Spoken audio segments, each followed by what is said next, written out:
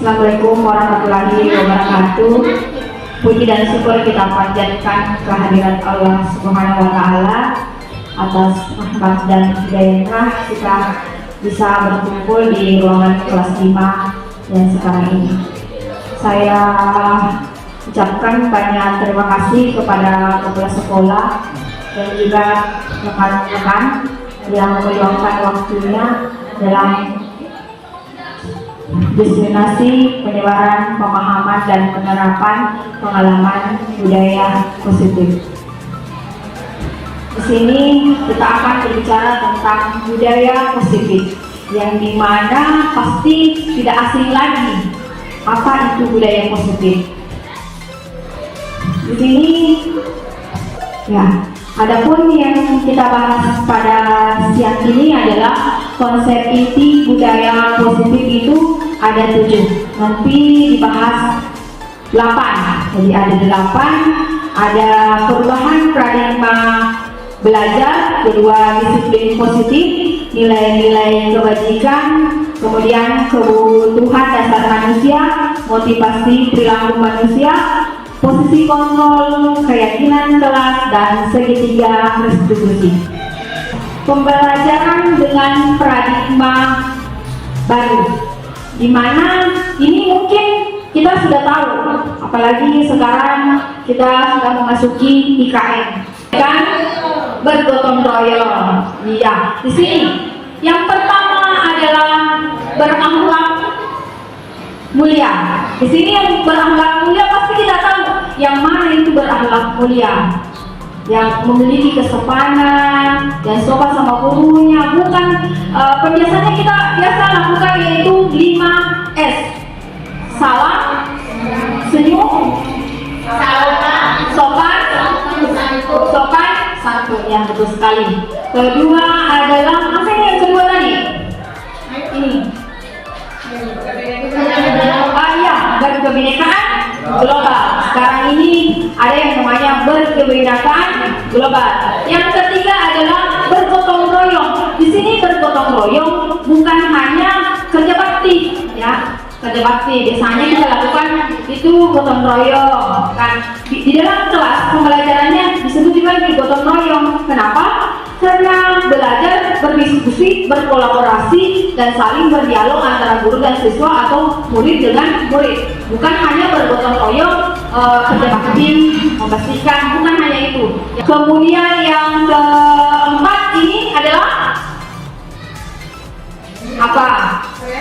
Kreatif. Iya, kita dituntut di sini untuk kreatif. Kreatif, di situ ada kreatif bagaimana gurunya bisa kreatif, siswanya juga bisa kreatif. Kemudian yang ini apa? Bernalar kritis, betul sekali, bernalar kritis. Yang kelima, iya, mandiri. Anak-anak bisa mandiri. Kemudian pembelajaran dengan paradigma baru merupakan pembelajaran yang berorientasi pada penguatan kompetensi dan pengembangan karakter. Di sini penguatannya kan penguatan berorientasi pada penguatan kompetensi. Jadi pembelajarannya pada siswa, berpihak pada siswa. Jadi bukan lagi gurunya yang menjadi subjek, tapi siswa juga. Jadi sumber belajarnya adalah siswa. Jadi belajar bermain, belajar sambil bermain. Bukan hanya siswanya, bukan saja gurunya yang aktif. Jadi siswa juga ikut aktif. Artinya siswa yang selalu aktif, bukan guru. Sini kita pernah melakukan teori kontrol. Yang pertama siswa. Biasa kan kita mengontrol siswa. Yang kedua adalah ilusi bahwa kritik dan membuat rasa bersalah mampu menguatkan karakter. Yang ketiga, ilusi bahwa semua penguatan positif, efektif, dan bermanfaat. Yang keempat adalah ilusi bahwa orang dewasa berhak memaksa. Di sini seolah-olah atau seperti kita mengontrol siswa, kita yang mengontrol. Ini tidak seperti itu. Di sini guru mengontrol siswa, kita tidak bisa mengontrol siswa. Karena kenapa? Siswa itu memiliki kemauan sendiri. Yang kedua, membuat rasa bersalah. Jadi, saya contoh ada siswa yang dia selalu ini membuat masalah. Otomatis biasakan ada gurunya bilang, ini anak bikin masalah terus. Jangan buat seperti itu karena biasa karakternya akan turun. Ya, membuat biasa merasa tidak enak ini, biasa sedih. Biasa bilang, ya aku sedih. Biasa kan itu ada di dia nanti akan tanamkan karakternya. Dia akan dendam atau kenapa? Biasa kan yang keempat adalah ilusi bahwa semua penguatan positif efektif bermanfaat. Tidak ya. Contoh, kita kasih siswa kerjakan tugas saya kasih nanti gula-gula. Itu sebenarnya tidak boleh kita lakukan. Karena kenapa? Ilmu ini belajar karena ingin mendapatkan sesuatu. Padahal bukan. Di sini kita dituntut bagaimana siswa itu belajar karena kemauan dan sendiri. Ada yang dimaksud dengan intrinsik dan ekstrinsik. Jadi harus kemauannya sendiri dia mau belajar. Jangan belajar karena ingin mendapatkan sesuatu atau penguatan. Di sini ada penguatan positif dan ada penguatan negatif. Yang mana itu penguatan negatif, yang mana penguatan positif. Yang keempat, ilusi bahwa orang dewasa. Yang keempat, ilusi bahwa orang dewasa berhak memaksa. Sebenarnya tidak boleh kita memaksa anak. Anggaplah kita ini ingin anak kita tidak mau belajar. Ditanya mau pikir diberitahukan dituntun anak-anak. Di sini jadi ini adalah miskonsepsi tentang teori kontrol. Jadi biasa kita di sini berada di antara empat ini. Jadi sebaiknya ini dihindari kontrol terhadap siswa. Mengubah paradigma stimulus respon ke pendekatan teori kontrol. Karena kita mengubah stimulusnya menjadi teori kontrol. Yang pertama adalah realitas ya kita sama. Kemudian teori kontrolnya apa? Realitas kebutuhan kita berbeda. Artinya anak-anak itu beda kebutuhannya. Ya, beda kebutuhannya dengan guru. Jangan kita memaksakan kehendaknya kepada siswa. Yang kedua, semua orang melihat yang sama. Teori kontrolnya, setiap orang memiliki gambaran berbeda. Jadi tidak sama semua siswa berbeda.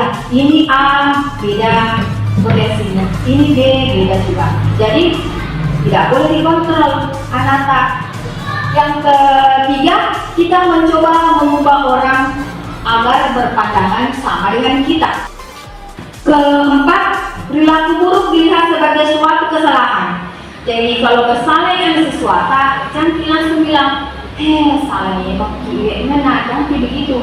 Patah semangat. Artinya di sini ada sesuatu bikin masalah. Jangan langsung lagi ini salahnya, bagaimana ini, jangan langsung kasih tanya sesuatu seperti itu.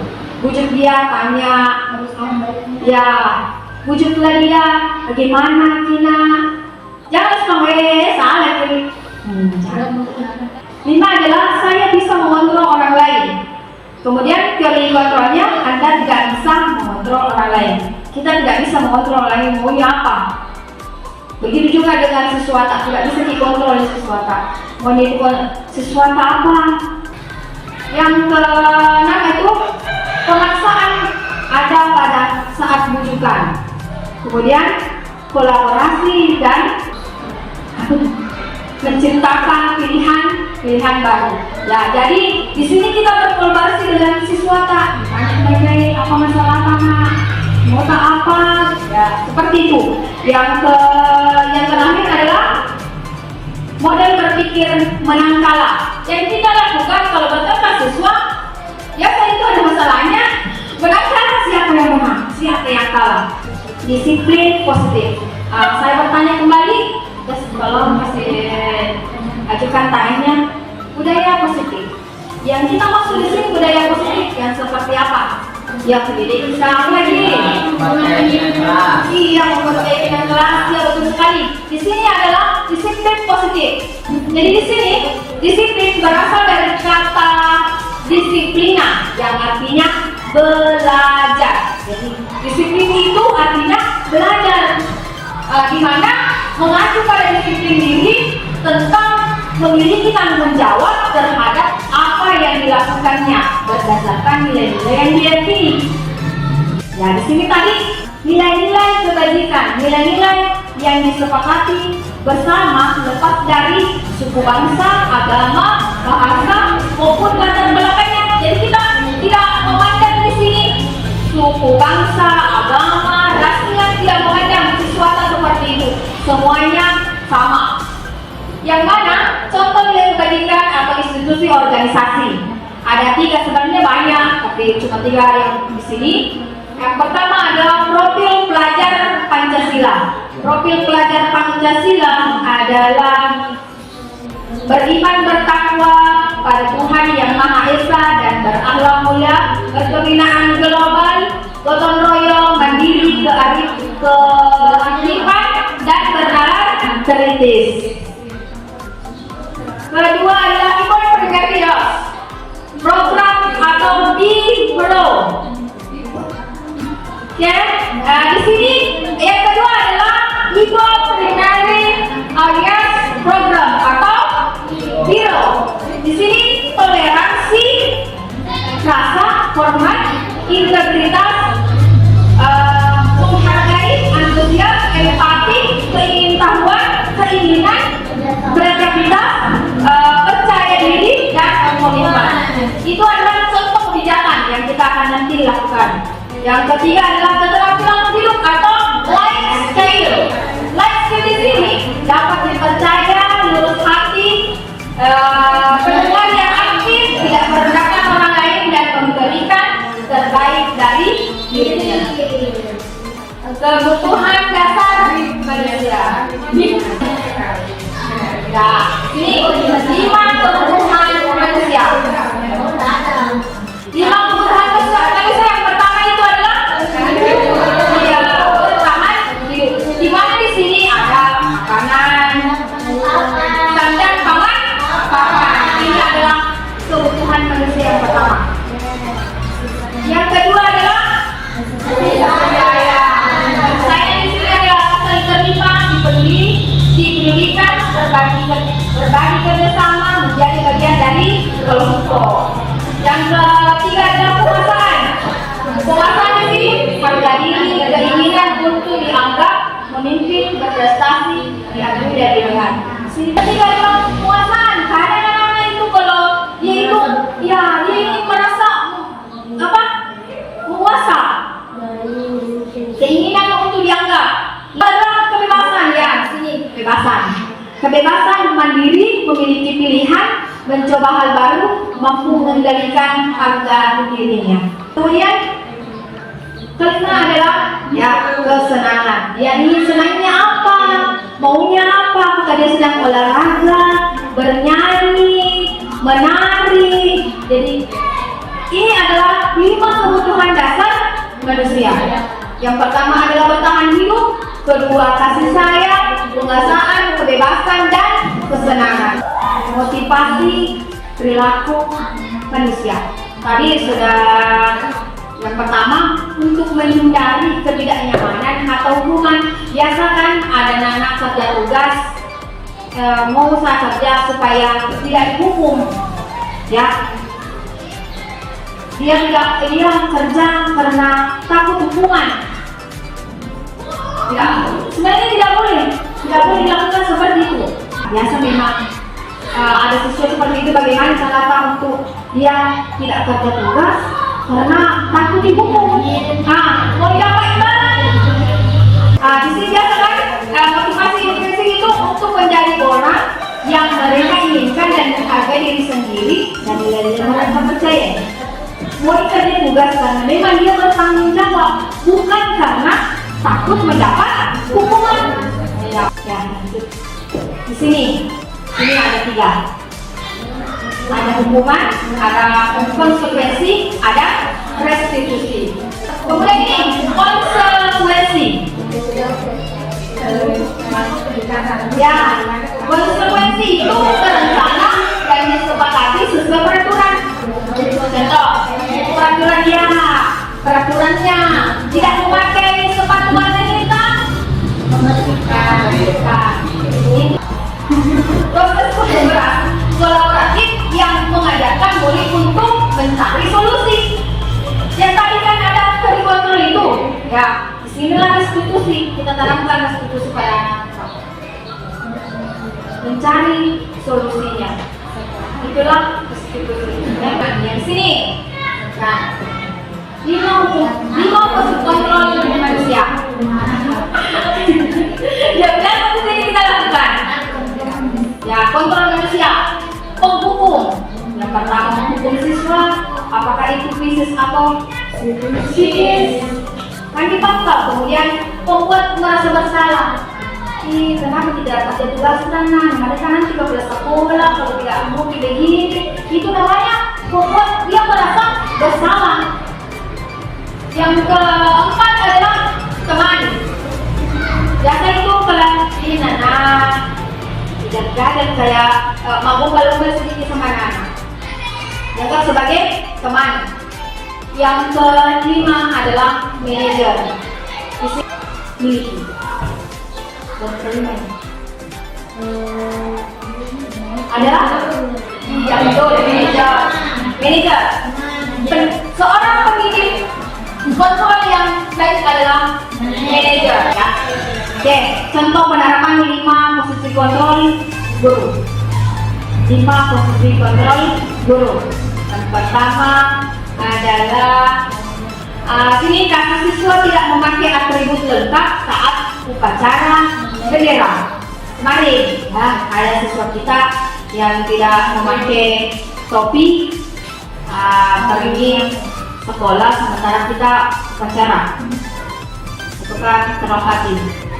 Sini hormat pada bendera selama 1 jam. Silakan posisi kontrol di sini. Ya betul, hukuman. Ini yang kedua. Berapa kali ibu memberitahu kepada kamu selalu saja mengecewakan ibu? Ya, merasa bersalah. Kenapa hormat kepada bendera selama 1 jam? Ini hukuman. Tidak boleh. Lari keliling lapangan. 2 kali. Nah, hormat berdiri di depan bendera itu hukuman. Di sini berapa kali dibukanya? Memberitahu selalu saja mengecewakan ibu, selalu saja datang terlambat. Nah, di sini apa di sini tadi? Siswa yang tak merasa bersalah. Dan seperti itu harus dihindari. Next. Contoh penerapan 5 posisi kontrol guru. Ya, sini kasus siswa tidak memakai atribut lengkap dengan lengkap saat upacara bendera. Ini pertanyaan pertama. Ayo dong ikut aturan sekolah. Tolong bantu ibu. Ya sekali ini ya sudah tidak apa-apa lagi kali. Jangan sampai berbuat seperti yang lain. Ini posisi kontrol ini.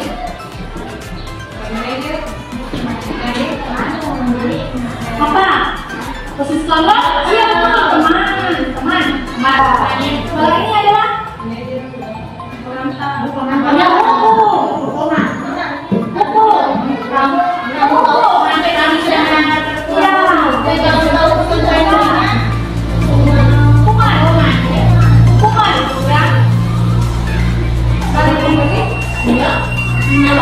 kamu sudah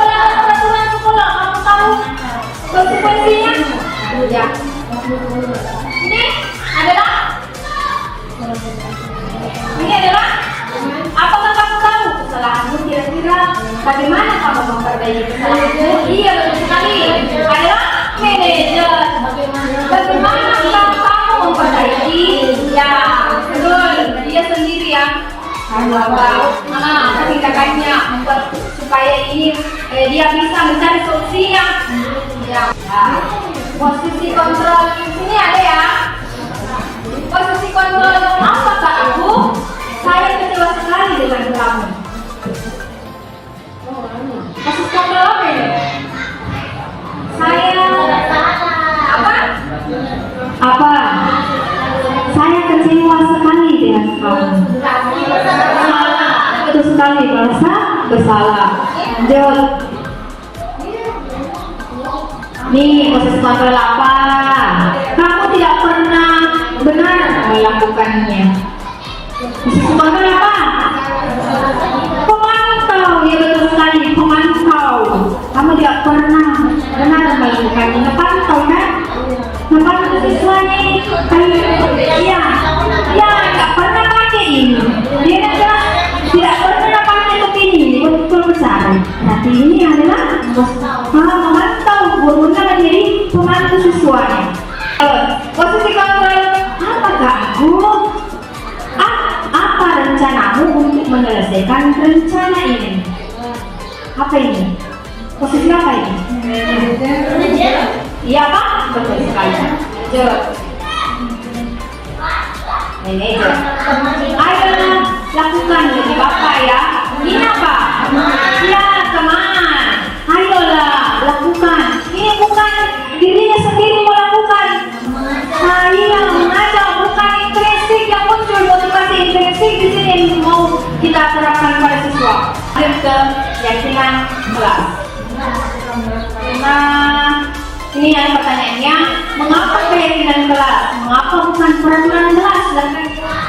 Ya, terima kasih atas kesempatan yang diberikan. Pertanyaannya, mengapa keyakinan kelas? Mengapa bukan peraturan kelas? Ya, jadi jawaban saya adalah mengapa keyakinan kelas? Karena dalam kelas itu keyakinan yang dibuat berdasarkan kesepakatan antara guru dan siswa. Sedangkan kalau peraturan kelas itu hanya guru saja yang membuat peraturan. Nah, jadi kita di sini membuat keyakinan kelas melibatkan siswa dalam proses pembuatan dalam tanda kutip peraturan kelas. Jadi istilahnya seperti keyakinan kelas. Terima kasih. Terima kasih, jawaban yang sangat baik sekali. Kita kembali dulu ke sini ya. Mengapa keyakinan kelas? Mengapa bukan peraturan kelas? Sebenarnya di sini keyakinan kelas yang harus kita terapkan pada siswa Pak. Apalagi ada kelas siswa untuk membuat keyakinan. Tulis apa keyakinan tanah, apa yang ingin kita lakukan. Ada siswa berdiskusi, ada siswa untuk membuat keyakinan kelas, kebijakan-kebijakan apa. Sudah tadi yang slide sebelumnya sudah dijelaskan. Bukan peraturan kelas, karena kalau peraturan kelas cuma gurunya semata-mata yang punya peraturan, siswanya tidak ikut. Nah, lanjut. Pembentukan keyakinan kelas. Di sini pembentukan keyakinan kelas yang pertama adalah bersifat abstrak. Kedua, berupa pernyataan universal. Kedua, dibuat dalam pernyataan positif. Keempat, sedikit saja agar mudah diingat, jangan kita dan banyak tanya supaya siswa tak mengurangi. Kelima adalah sesuai dengan kondisi kelas dan sekolah sehingga mudah diterapkan. Sesuaikan dengan kelas tak, sesuaikan dengan siswa tak. Yang keenam adalah semua warga sekolah dilibatkan saat membuat keyakinan. Ambillah kertas yang berwarna, suruh tulis siswa tak. Ditulis apa yang disitu tulis, apa mau nanti kita suruh tempel di papan tulis. Kemudian habis tempel papan tulis kita kan kembali mana situ kata-kata yang lebih besar sudah dikasih siswa, kalimat-kalimat positif Di sini adalah ada segitiga restitusi. Yang mana segitiga restitusi itu adalah suatu merupakan dialog yang dijalankan oleh guru agar dapat menghasilkan murid yang mandiri dan bertanggung jawab. Jadi di sini segitiga restitusi kita berdialog pada siswata untuk mendapatkan solusi agar siswata ini mandiri dan bertanggung jawab. Contoh segitiga restitusi itu ada 3. Menstabilkan identitas, kemudian validasi tindakan yang salah, kemudian menanyakan keyakinan. Ini menanyakan keyakinan, kita kan sudah buat keyakinan kelas. Ya, di situ kita polahannya nada bilang keyakinan kelas apa yang kamu langgar. Contoh dia terlambat ke sekolah. Keyakinan kelas apa yang kamu langgar sehingga datang terlambat? Jadi mengingat sesuatu karena ada sudah dibikin keyakinan kelas, jadi otomatis dia tertanam di pikirannya bilang, ada kemampuan disiplin. Ya betul, disiplin. Nah di sini ada menstabilkan identitas yang mana pertanyaannya adalah di sini ya adalah langkah-langkah contoh langkah-langkahnya berdasarkan prinsip membuat kesalahan adalah bagian dari proses pembelajaran. Di sini kalau memperbaiki kesalahan adalah pembelajaran. Buatlah siswa itu seperti yang belajar, membuat kesalahan. Beda seperti dulu kita lakukan.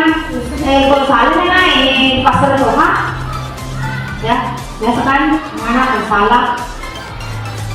Di sini ada langkah-langkahnya biasa dilakukan. Contoh itu berbuat salah itu wajar, tidak ada semua manusia yang sempurna. Kedua, ibu juga pernah melakukannya pada sesuatu pendapat. Ibu juga pernah terlambat. Keyakinan kelas apa? Di sini tidak mau mencari siapa yang salah, tapi ibu mencari solusi dari permasalahannya. Apa masalahnya dia bisa terlambat? Kan pasti terlambat itu ada masalahnya. Tidak mungkin tidak ada masalahnya. Kenal contohnya lagi. Ya terlambat bangun buang. Biasa itu Nana terlambat bangun. Kemudian kamu berhak merasa begitu ataukah temannya mengontek marah. Tanyain kenapa bisa melakukan seperti ini sama teman kita. Jangan langsung dimarahi. Di sini validasi tindakan yang salah adalah berdasarkan prinsip setiap perilaku berupaya memenuhi suatu kebutuhan tertentu. Kamu pasti punya alasan mengapa melakukan hal ini. Ya, kepadanya siswata. Kenapa dia melakukan ini? Kenapa dia pukulin teman kita? Ditanya. Padahal kamu bisa melakukan yang lebih buruk dari ini. Jangan sampai dia melakukan lebih buruk daripada hal ini. Makanya bertengkar nih.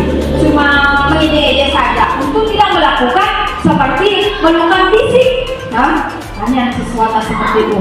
Kemudian kamu patut bangga karena telah melindungi sesuatu yang penting buatmu. Karena mungkin itu barang sangat penting, akhirnya dia bertengkar, mau dijagain. Nah ditanya berbalik. Ada kelas sesuatu untuk berdialog, menanyakan keyakinan ya, menanyakan keyakinan. Ya, berdasarkan prinsip kontrol bahwa berdasarkan kita termotivasi intrinsik dalam diri, yang dimana apakah keyakinan kelas kita, ditanya sesuatu apa keyakinan kelas kita, kemudian nilai apa yang telah disepakati bersama, seperti apa gambaran sebuah kelas yang ideal menurut kamu, yang akan mulai diceritakan waktu keyakinan kelas. Kita sudah membuat keyakinan kelas pada siswa. Jadi ada pasti dia tahu nilai kebijakan apa yang dia langgar kalau dia berdekat sama temannya. Ditanya keyakinan kelas apa yang kamu langgar? Nah, pasti dia ingat saling menghormati. Ya betul, saling menghormati antar teman. Dari ke-8 di sini penerapan budaya positif ya. Silahkan kalau ada pertanyaan. Ada pertanyaan? Ya. Terima kasih. Cukup sekian.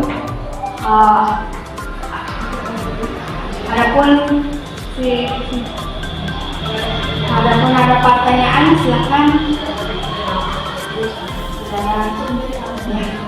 Semuanya lebih dan kurangnya mohon dimaafkan. Wabillahi taufiq wal hidayah. Assalamualaikum warahmatullahi wabarakatuh. Terima kasih atas waktunya.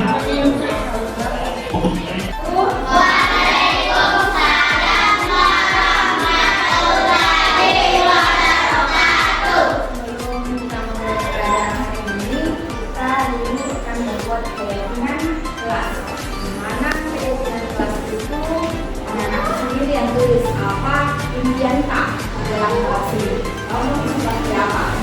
Jadi juga yang kemarin lalu sudah dilakukan, sekarang kita ada kelas 6. Jadi bukan seperti yang kemarin. Jadi tulis di sini keyakinan kelas kak. Apa mau kita sebenarnya di sini? Di sini ditulis. Contohnya apa? Iya betul kan gini. Iya membuat sampai tempat.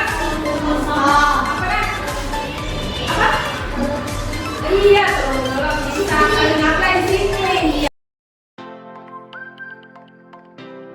Tadi ibu mendengar laporan dari temanmu, katanya kamu habis bertengkar ya dengan Rapi. Iya bu, habisnya Rapi bikin aku kesal dan marah bu. Kenapa kamu marah? Habisnya Rapi mencontek hasil pekerjaan saya bu.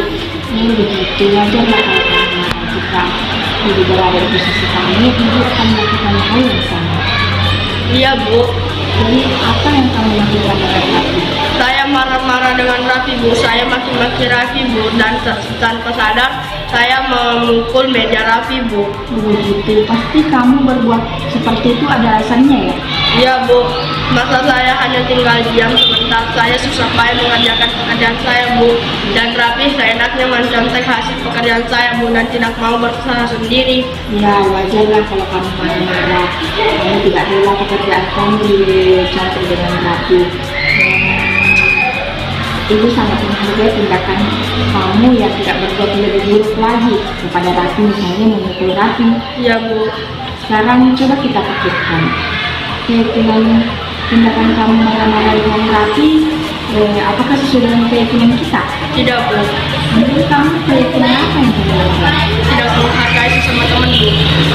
Yang betul sekali. Menurut kamu keyakinan kelas apa yang menurut kamu lakukan? Tidak menghargai sesama teman bu. Iya betul. Menurut kamu saling menghormati antar teman itu penting tidak? Betul. Baik, kalau menurut kamu itu penting, jadi keyakinan apa yang kamu lakukan? Harus terus bersabar bu.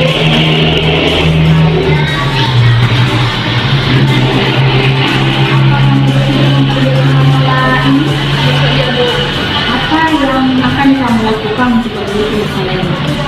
Jika ada teman yang lain mencontek kepada saya harus menahan amarah saya bu, dan harus melapor kepada ibu guru bu. Iya betul sekali, betul sekali tindakan kamu Ahmad. Kalau ada teman yang mencontek, kamu bisa melapor. Sekarang tetap semangat ya. Iya bu, baik, terima kasih bu.